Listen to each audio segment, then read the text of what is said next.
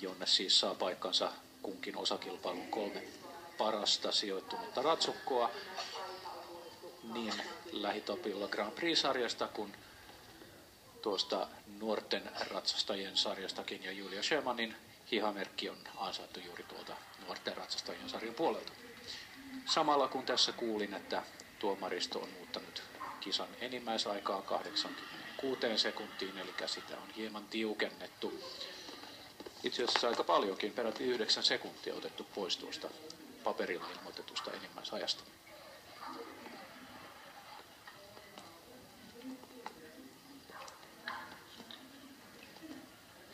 Ja puhdasta rataa on Julia Sjöman tässä vaiheessa ratsastamassa, kun tullaan esteelle numero 7.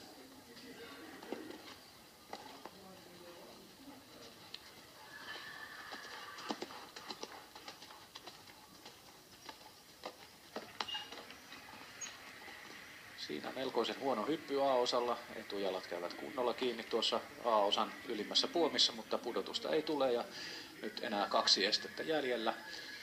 Ja ilman virhepisteitä ollaan tulossa viimeiselle esteelle.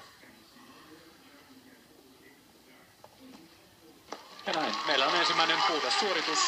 Julia Sjöman, Marasso de Nys.